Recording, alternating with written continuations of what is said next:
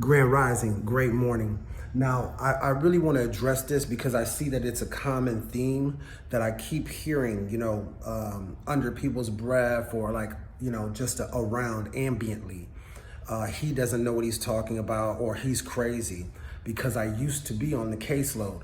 But I'm going to give you an indeed real truth on why I was even involved with mental health. Okay, when I was at the age of 8 and 9, my mom seen everybody getting Social Security checks. That was in like the 80s when everybody was getting on for anything, right? So she taught me, do this and do that and say this and say that and this goes over here and that goes over there. And a lot of minority people did that bullshit with their kids because they wanted a fucking check. You hear me? And you don't know the end result of what you will do to a child if you make him think or her think that they have something wrong with them, right? Just to please somebody that they think they love.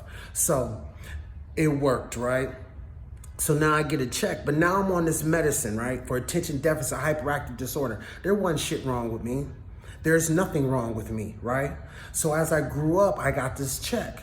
And so as I got this check, I came to realize like, damn, so that killed my work ethic, right? I couldn't really work because I had a check, right? Because I was getting a Social Security check. And every time that I tell my mom, hey man, I don't want this check anymore, I'm okay, I can work, I would get the biggest of flack, and I lived in her house. So that was not gonna work, right? Okay, and so as we fast forward later in life, I come to realize like every time I speak my truth, somebody's like, oh, you should go to a counselor and talk about it. Why? So you'll be on the caseload. As soon as you go to a mental health person, they want to put some medicine in you. They want to try and loop your brain up. There's nothing wrong with half of the people walking around out here. It's the fact that the people who say you are crazy or you got a problem upstairs are the people who did you wrong and you woke up to it. Do you understand?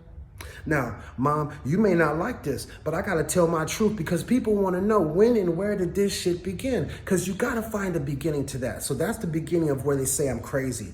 The beginning to my identity being stolen, and it happens everywhere in the ghetto.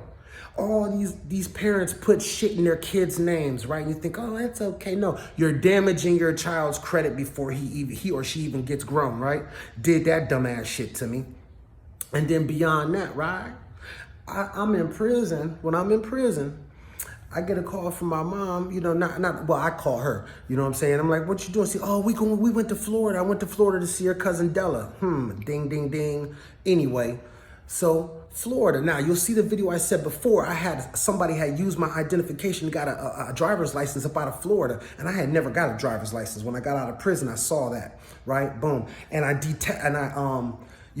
whatever you call I said it wasn't me, right? And they sent me a bunch of paperwork. Nothing came out of that shit. So right after that, my mom's like, oh, I got a $50,000 settlement. And I'm like, okay, well, check this out. Here's my business plan. I don't want to go back to the street. I don't want to sell drugs anymore. I don't want to hit people in the head with pistols and kick in doors. But you know what she said? Oh, I said, all I need is $5,000 to start this business. That's a low overhead. I had the whole business plan. I've been working it out, studying, working with people from different colleges that came into the prison, and really, really, really, really was down on what I was doing because I was going to change my life. Right, so she sent me $500 while I was in the joint. When I got out, she gave me $50. But it makes me wonder, where did that $50,000 come from? It seems like I'm the bag, and whoever has some type of oversee of me, or is what you call that shit, a payee, or someone who's like over me, gets this bread. Now I'm about to find out the truth, right? I'm gonna find out the truth, because I won't stop until I do. And I don't care who has to go to jail behind it. Be it my mama, my daddy. If my granny was alive and she played with my paper, you can go too. So what I'm trying to tell y'all is this, man. Wake up. Sometimes the people around you are the ones who are trying to keep you asleep. Look around.